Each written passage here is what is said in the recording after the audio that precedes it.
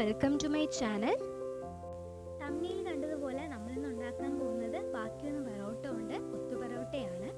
അതിന് വേണ്ടിയിട്ട് വെളുത്തുള്ളി, കറിവേപ്പില, പച്ചമുളക്, ഓണിയൻ, പിന്നെ ബാക്കി വന്ന ചിക്കനും പൊറോട്ടയും കൂടെ നന്നായിട്ട് ചോപ്പ് ചെയ്ത് വെച്ചിട്ടുണ്ട്. ഒരു മുട്ടയും കൂടെ നമുക്കിതിന് ആവശ്യമായിട്ടുണ്ട്.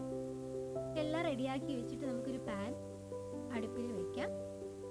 പാൻ ചൂടായവറിന് എണ്ണ ഒഴിച്ച് ചൂടാക്കാം. അതിൽ കടുകിട്ട് പൊട്ടിക്കണം. ദെൻ ഇതൊന്ന് പൊട്ടി വന്ന് പറഞ്ഞാൽ നമുക്ക് ഗാർലിക് ഇട്ട് അതിൻ്റെ പച്ചമണം മാറുന്നത് വരെ നന്നായിട്ടൊന്ന് മിക്സ് ചെയ്ത് കൊടുക്കാം. വെളുത്തുള്ളിയുടെ പച്ചമണം ഒന്ന് മാറി വരുമ്പോഴത്തേക്കും നമുക്ക് ബാക്കിയുള്ള സവാള, പച്ചമുളക്, കറിവേപ്പിലയും കൂടെ ആഡ് ചെയ്ത് കുറച്ച് ഉപ്പും ചേർത്ത് നന്നായിട്ടൊന്ന് ഇതിനെ മിക്സ് ചെയ്ത് ഒന്ന് വാട്ടിയെടുക്കണേ.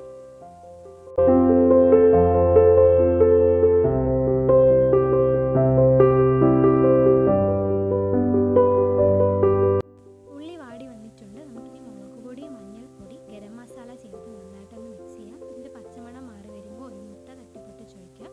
മുട്ട ഫുള്ളി ഡ്രൈ ആവേണ്ട. അതിന് മുന്നേ നമ്മളുടെ കൊത്തി വെച്ചിരിക്കുന്ന പൊറോട്ട ഇട്ട് നന്നായിട്ട് മിക്സ് ചെയ്യുക.